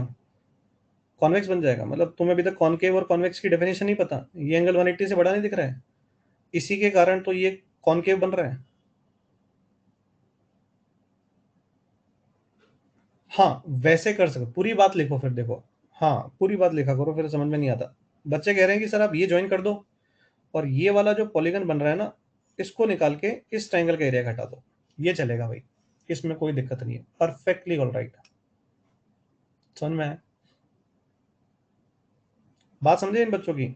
ये कह रहे हैं सर आप ऐसे ज्वाइन कर दो, इसको हटा दो आप ऐसे थोड़ी देर के लिए, अब इस पॉलीगन का आप एरिया निकाल दो, और आप फिर ये जो ट्रायंगल आपने एक्स्ट्रा जोड़ा है ना, इसका एरिया निकाल के घटा घटा दो। तो ये बिल्कुल सही है, इसमें कोई गलती नहीं है, परफेक्टली ऑल राइट। कर लेंगे क्या कैलकुलेशन? हाँ या ना? तो इसका फाइनल आंसर दे दूं क्या? तो इसका आंसर आएगा आपका, अगर आप कैलकुलेट सही करोगे, तो मेरे पास 89 आंसर दिया हुआ है, तो यही आंसर आता है ना? मैंने किया हुआ है, आप लोग एक बार कर लेना। ठीक है, डन। आई थिंक मैंने काफ़ी समझा दिया है ना? बाकी मेनली तो अपने को डिटमेंट एक्सपेंड करना आना चाहिए, जो सबको आता होगा। लेकिन फिर भी मैंने यहाँ पर थोड़ा सा एक्स्ट्रा है ना एक काम कर दिया है कि कभी इस तरह की चीज़ें आएँ तो अपन कैसे वर्क करेंगे। आई थिंक अब आगे बढ़ना चाहिए, है ना? ठीक है, इस पे आते हैं अपन लोग। फटाफट आंसर दिखा दो। मैं नहीं सॉल्व करूंगा, तुम्हें ही सॉल्व करना है। फटाफट, बस प्रैक्टिस के लिए, ओनली फॉर प्रैक्टिस।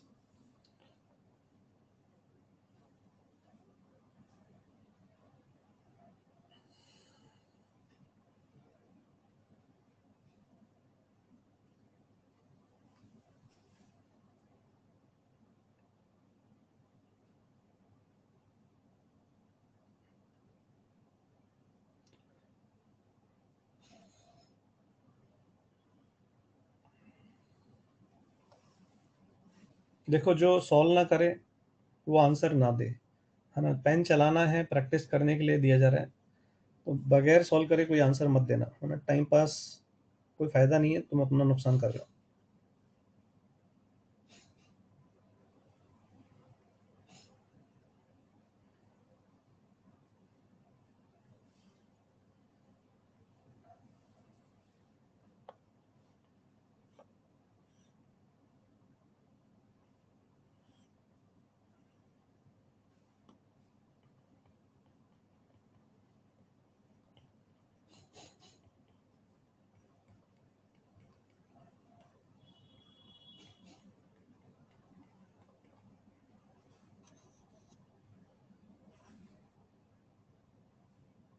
इसको भी आप पीछे जैसे बताया उससे कर सकते हो, या इसको ज्वाइन करके आप दो ट्रायंगल का एरिया जोड़ सकते हो, जैसा भी सही लगे, है ना? इधर you find out delta one delta two and add them, और you directly evaluate the area. Choice is yours.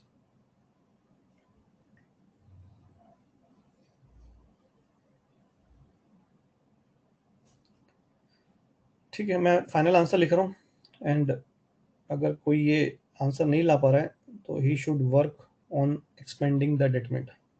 It is 41/2 square units.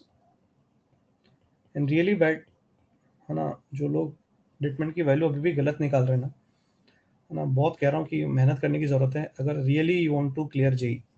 क्योंकि ऐसे छोटी-छोटी मिस्टेक, है ना, ये नहीं बोल सकते कि ये सर ये कैजुअल एरर था, ये सब बेकार है ना? आप एक 2 कौड़ी के क्वेश्चन को गलत कर रहे हो, तो एग्ज़ाम में आप इस तरह के क्वेश्चन अगर गलत करोगे, तो how will you be able to solve good questions? किसको करेंगे आप?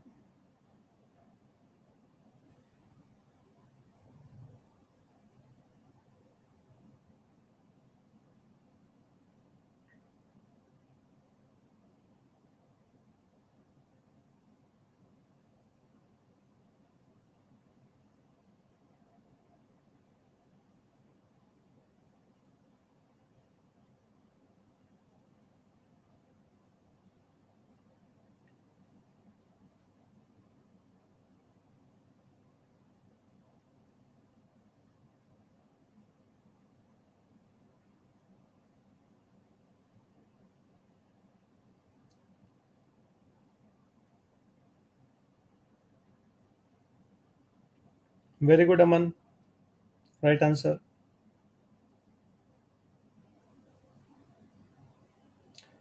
रचित Mehta, right answer. Aradhya Rohi, right answer.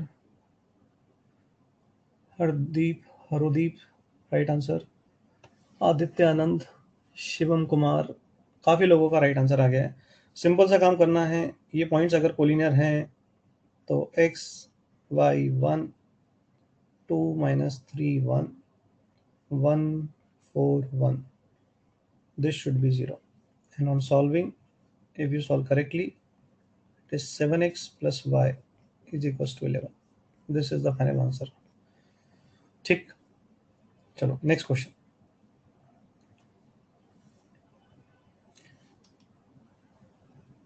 और भी तरीके हैं करने के, लेकिन जो पढ़ाया नहीं है उस तरीके से नहीं बताऊंगा ना मैं. तुम में आता है तो तुम करते रहो, जब मैं पढ़ा दूंगा तो मैं वो तरीके आगे डिस्कस करूंगा.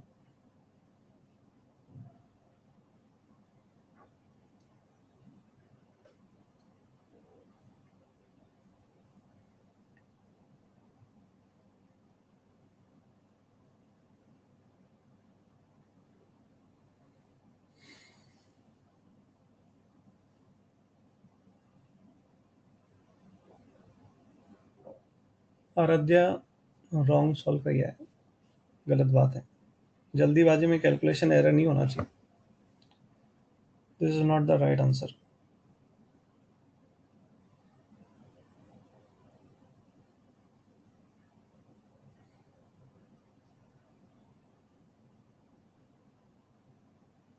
अभी तक किसी भी स्टूडेंट का कंप्लीट आंसर नहीं है, राइट आंसर नहीं है. None of the student has got the right answer. Around 12, 13 answers are there, and none of the student has given. Now one of the students, Sankalp, has given the right answer.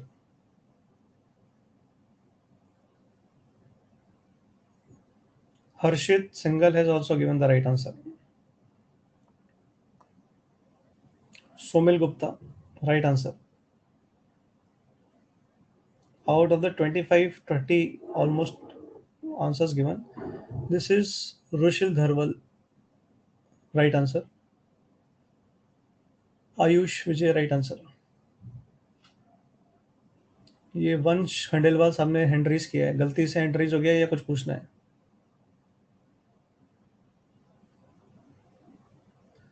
अब काफ़ी लोगों को right आने लग गया है, शायद गलती पकड़ में आ गई है.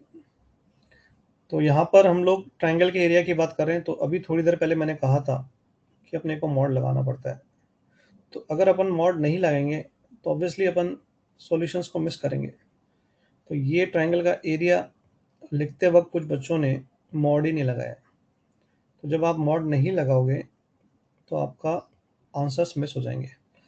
तो ये अपने पास 1 2 x 2 3 4 1 1 1, and this becomes plus minus 80. I hope plus minus 80 क्यों लिखा है समझ में आ गया होगा। अगर अपन मॉड नहीं लगाएंगे तो ऑब्वियसली एक आंसर छूट जाएगा ना। तो अब दो आंसर आएंगे यहाँ पे। तो on solving you will get one with plus 80 and one with minus 80. So you will get two answers. That is, one is 83 or another answer will be minus 77. So there will be two answers. ठीक।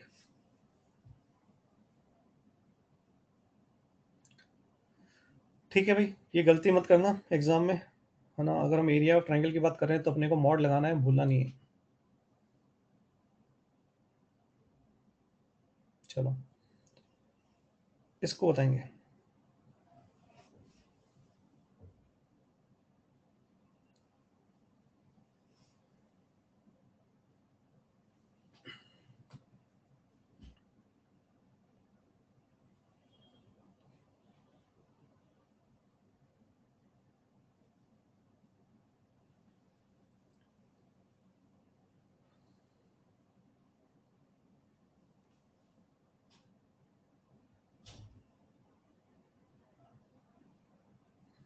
देखो, don't expect me to show you the how to expand determinant after you have already, है ना, solved determinant chapter, solved its sheet also. So those people who are not getting the right answers, you know, they should really work hard. Simple as that. कटु सत्य यही है कि उनको अपनी calculations और अपने, है ना, सॉल्विंग स्किल पे वर्क करना है। अदरवाइज मतलब बहुत लेट हो जाएगा फिर। सिंपल सी बात है।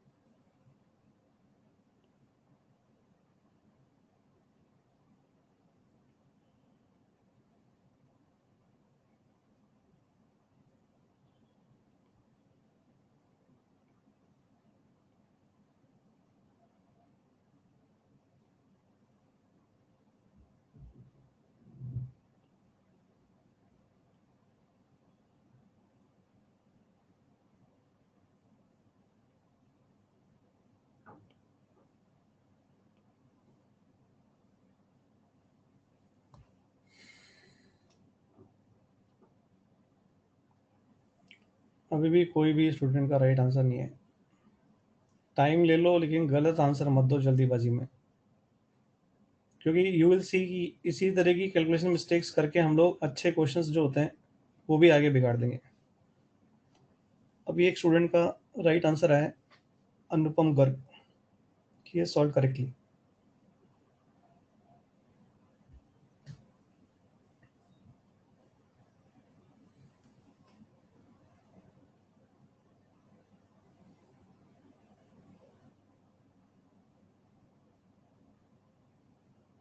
Aaradhya, you have again made mistake.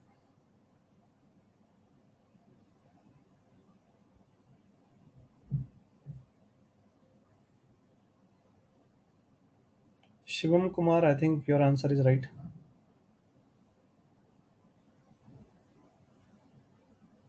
Ananya, right answer. Rimisha, I think you've written opposite. You've interchanged one x and y.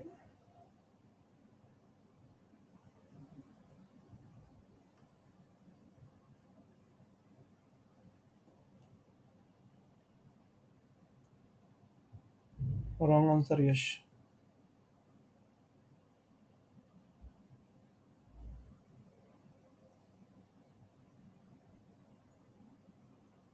Manav right answer.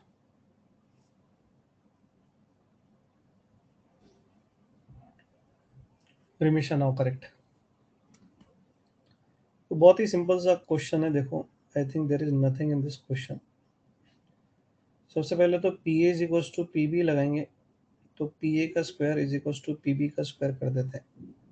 तो ए माइनस 3 का whole square and B minus 4 का whole square, A minus 5 whole square and B plus 2 whole square. So देखो A square B square are getting cancelled, 9 minus 6a, then 16 minus 8b, then 25 minus 10a, then 4 plus 4b. So I think this is 4a minus 12b, and this is 25 is cancelled over here, and this is equals to 4. So what we can write is 2a minus, cancel by 4 कर देते हैं, a minus 3b is 1. So this is one of the equation. We need one more equation. For that we are given area of triangle. So half determinant mod AP1 3 4 1 and 5 minus 2 1, and this is given to us 10. Now you have to solve this again. AB1 3 4 1 5 minus 2 1 is equals to plus minus 20. Again in spite of explaining in the previous question, अभी भी कई लोगों ने एक ही answer दिया था, है ना। तो again they are not learning, क्योंकि अगर अपन ने सीखा होता तो अपन लोग अभी सीख जाते इस चीज़ को कि गलती कहाँ कर रहे हैं। तो on solving A comma B की जो वैल्यू है, दो आंसर आते हैं। एक तो आता है आपका 1,0 एंड दूसरा आता है 7,2। ये दो आंसर आएंगे।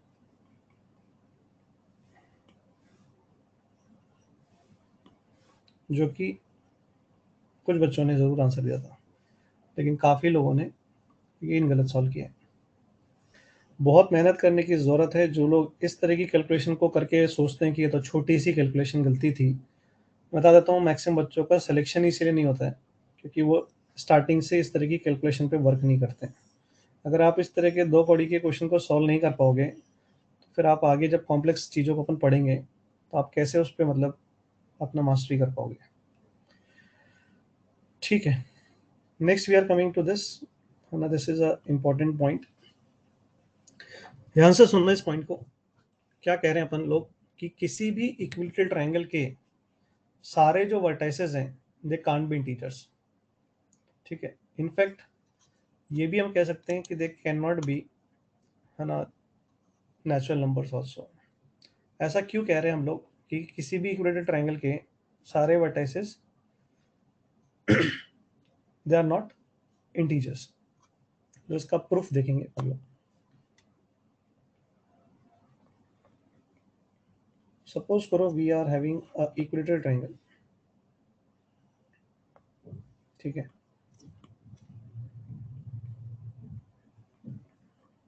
x1 y1।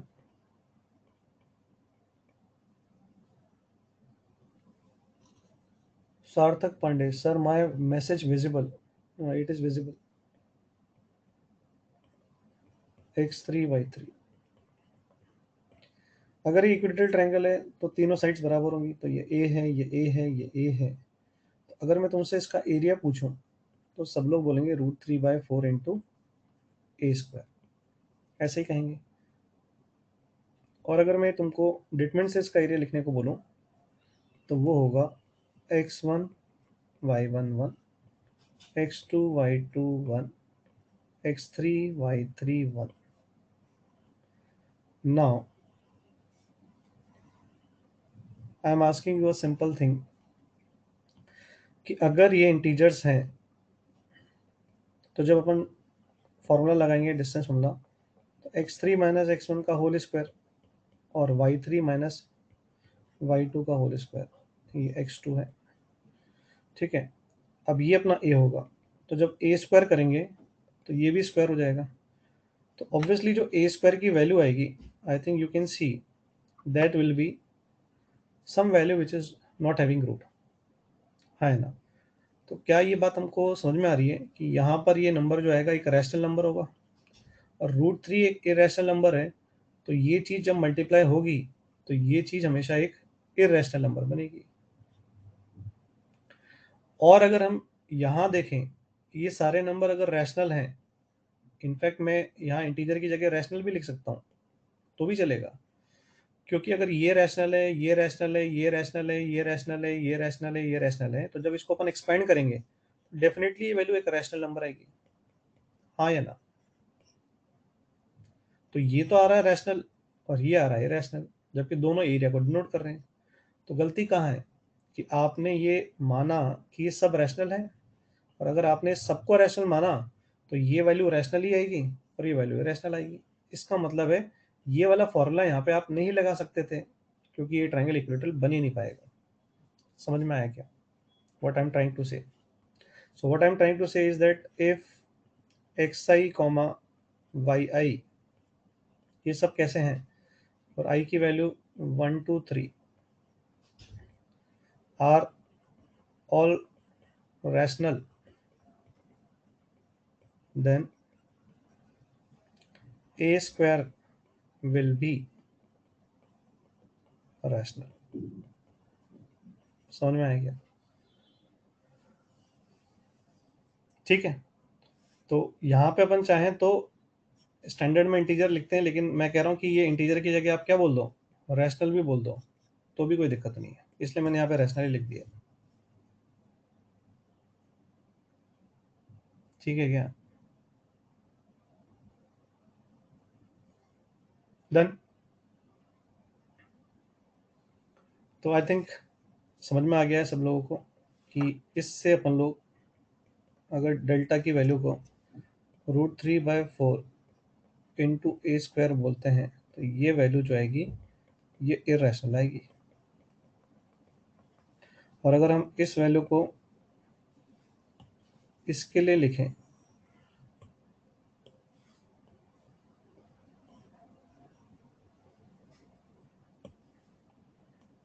तो हम कह सकते हैं ये वैल्यू जो आएगी ये रैशनल आएगी। So this is contradiction, this is contradiction. समझ में आया क्या? तो is it clear to us कि कभी भी अगर हमें ट्रायंगल के अंदर सारे उसके वर्टिसेस क्या दिख जाएं, रैशनल दिख जाएं, तो डेफिनेटली वो ट्रायंगल इक्विलेटरल तो नहीं होगा।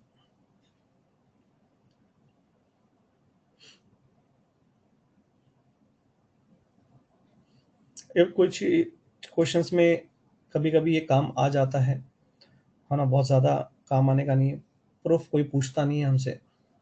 ठीक है, क्लियर है? आगे बढ़ा जाए।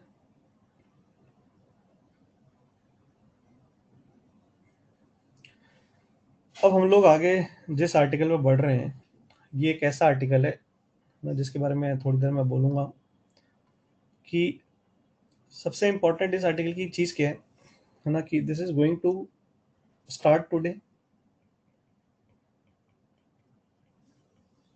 And it will keep on coming है ना till we complete coordinate geometry.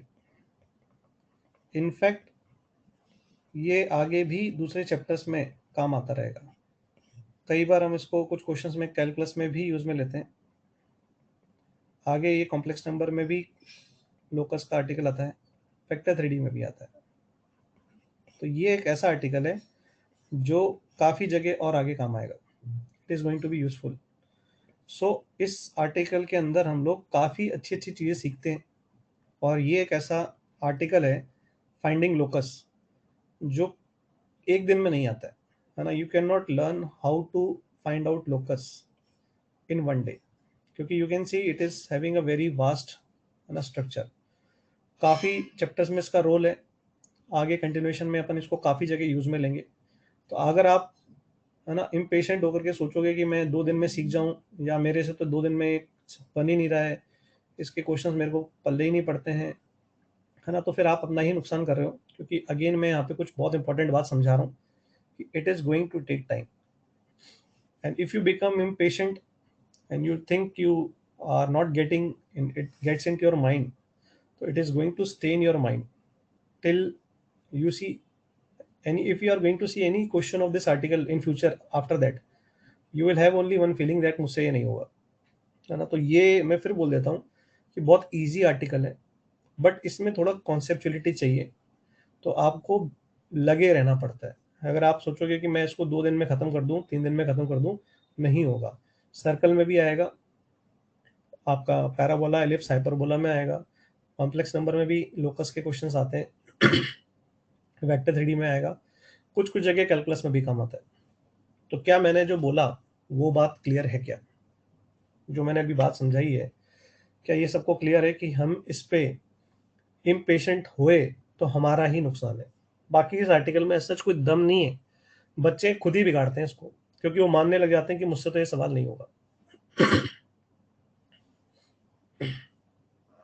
ठीक है क्या? अब है क्या लोकस? मैं बहुत सिंपल भाषा में समझाऊंगा। जैसे सपोज करो कि हमारे पास यहाँ पर एक पॉइंट है 1,2।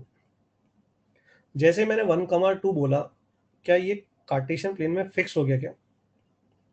क्या ये अपनी पोजीशन चेंज कर पाएगा? क्या ये अपनी पोजीशन चेंज नहीं करने वाला है? इसका घर, इसका जो रास्ता है घर का, वो फिक्स है।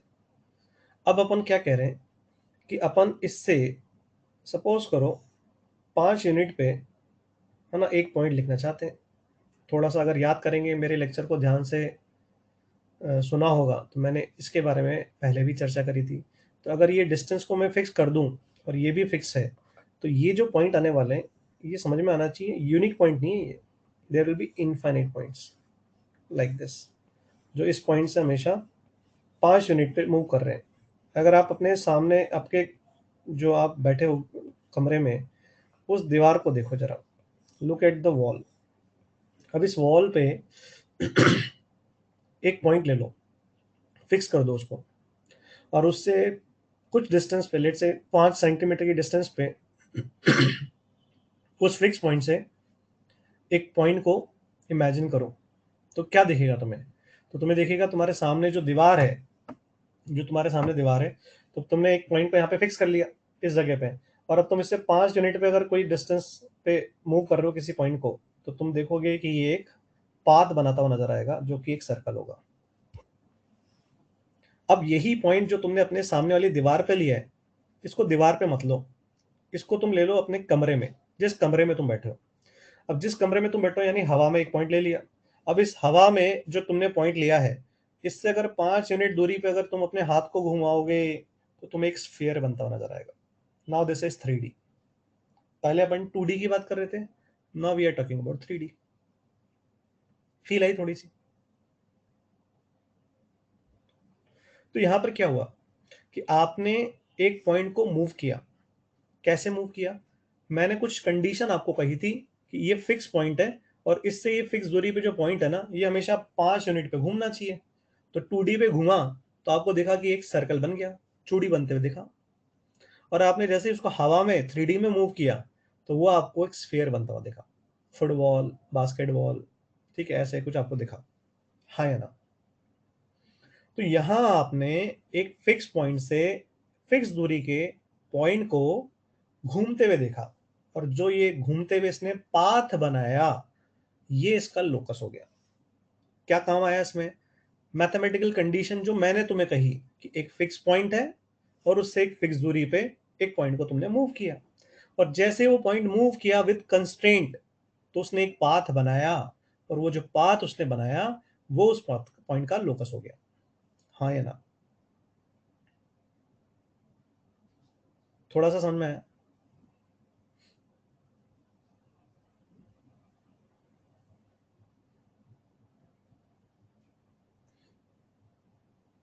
ठीक है।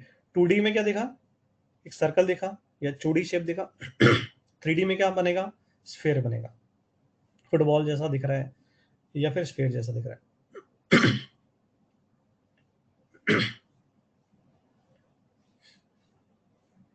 अभी मैं जितना कह रहा हूँ सिर्फ उतना सुनेंगे, अगर हम अपनी मर्जी से इधर उधर दौड़ेंगे तो दौड़ते रहें।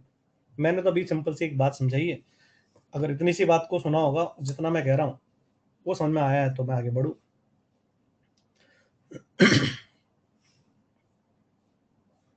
ठीक है, तो सबसे पहले बेसिक लाइन अगर मैं लिखूं लोकस के बारे में, जितना मैंने अभी थोड़ा सा समझाया उसके बारे में, तो वो हो सकता है कि it is the path traced by a point which moves according to some geometrical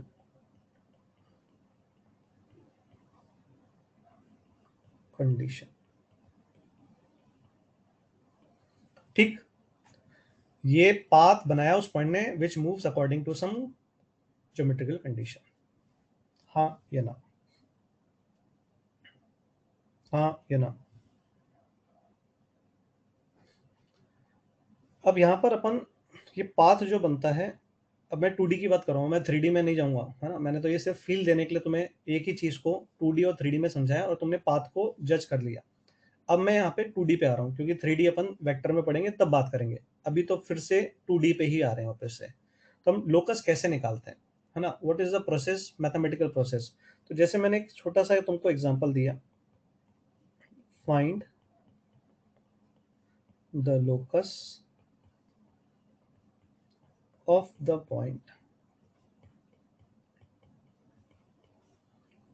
P which moves in such a way that it is always at a distance of 5 units from 1,2। ऐसे मैंने बोला। तो हम लोग क्या करने वाले हैं, प्रोसेस क्या होता है, प्रोसेस इज लाइक दिस। आपने कहा एक पॉइंट फिक्स्ड है 1,2, और फिर आपने एक पॉइंट का लोकस निकालना है P, जो इस समय से 5 यूनिट्स की डिस्टेंस पे है। So what you will take is, इसके लोकस को निकालने के लिए आप h कॉमा k मानोगे। Why we are not taking x comma y, ये आपको एक लेक्चर और वेट करना पड़ेगा। क्या गलती हो जाती है कभी कभी x कॉमा वाई लेने में, इसके लिए आपको वेट करना पड़ेगा। इसलिए बी पेशेंट, जैसे मैंने कहा जो कहा जा रहा है उससे सुने। इसको मैंने h कॉमा के लिया और अब मैं यहाँ पे डिस्टेंस होने लगा दूंगा।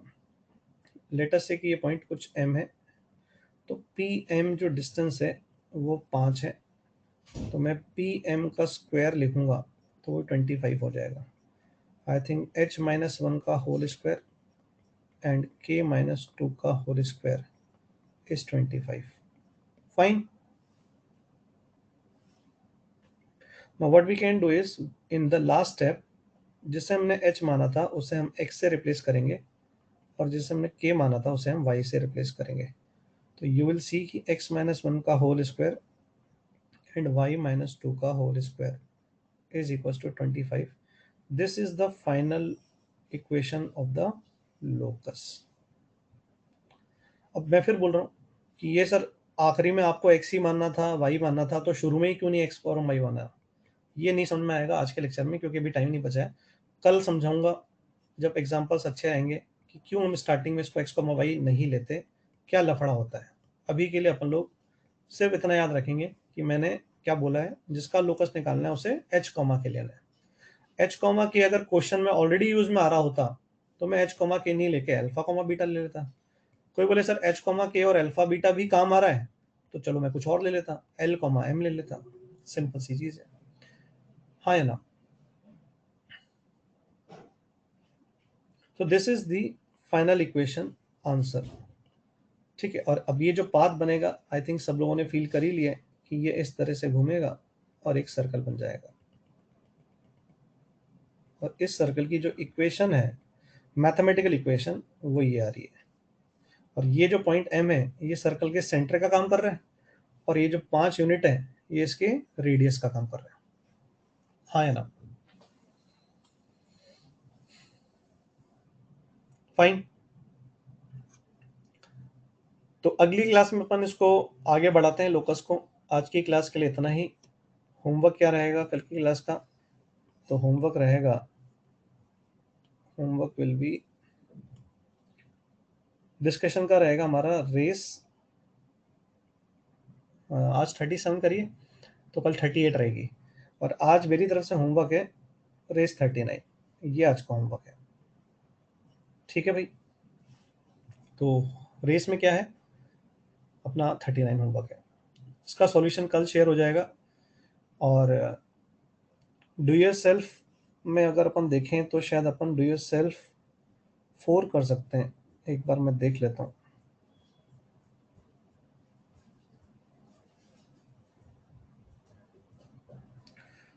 आई थिंक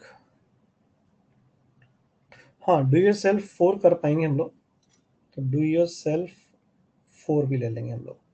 ये हमारा होमवर्क रहेगा। और कल क्या डिस्कस रहेगा? कल डिस्कशन में रहेगा रेस 38। सॉल्यूशन शेयर हो चुका है, तमीज से उसको देख कर आए ताकि टाइम ज़्यादा वेस्ट ना हो। जितना हम डीप में जाके पढ़ेंगे, अच्छे एग्जाम्पल कर पाएंगे, हमारा ही फायदा होगा। ठीक है ना? ठीक है, तो मैं अब शेयर कर देता हूँ हैंडआउट। 1 मिनट वेट करेंगे।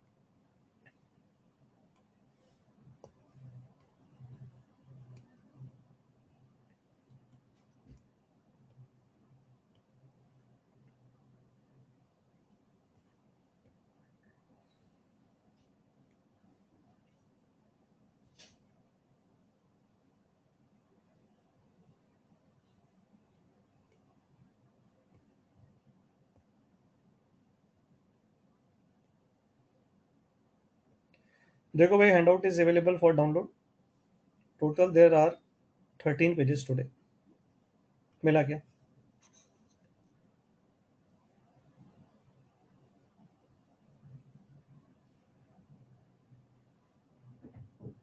जो मैंने होमवर्क दिया है वही करना है। उसके अलावा अपनी मर्जी से कुछ भी करोगे कोई फायदा नहीं है ना? आगे बढ़ोगे, कंफ्यूज करोगे। कॉन्सेप्ट एक्चुअली क्या होता है ना, ये जैसे ये पेपर है, इस पे मैं कुछ लिखूं पहली बार तो अच्छा लगता है लिख के। अब मैं इसको रब कर दूं, खुदरा कर दूंगा, और फिर मैं फिर से लिखूं तो वो दिखने में अच्छा नहीं आएगा। सेम इज विद ब्रेन, है ना? अगर आप पहले से कुछ गलत बैठा लोगे तो उसको हटाने में दिक्कत होगी तुम्हें। मेरा है ना सिर्फ इतना सा समझाने का है, जो जो मैं पढ़ाते आ रहा हूँ वो करो। और होमवर्क मिल रहा है, आगे जैसे ही चैप्टर थोड़ा बढ़ेगा होमवर्क काफ़ी मिलेगा, है ना? तो इतना तो ऐसा है ही नहीं, पेशेंट होने की ज़रूरत ही नहीं है कि पीछे का रिवीजन कर सकते हैं। टेस्ट आ रहा है, डिटमेंट पढ़ो, है ना? उससे पहले एसओटी वगैरह पढ़ा है वो पढ़ो, रिवाइज करो उसकी शीट्स वगैरह। सिंपल है। आज, हाँ, आज जूम क्लास है। आई थिंक ज़्यादा देर नहीं लगी उसमें, 10 से 15 मिनट के लिए, 20 मिनट के लिए जूम क्लास होगी। और उसके बाद मुझे नहीं लगता किसी को भी डाउट होगा। तो 10 से 15 मिनट की होगी। वो टाइम 4:30 मैंने ग्रुप में शेयर करा था मैसेज, तो आईडी और पासवर्ड उसमें है। I think you can check from there. ठीक है, सो आज के लिए इतना ही। बाय बाय एवरीवन, कल मिलते हैं। ओके।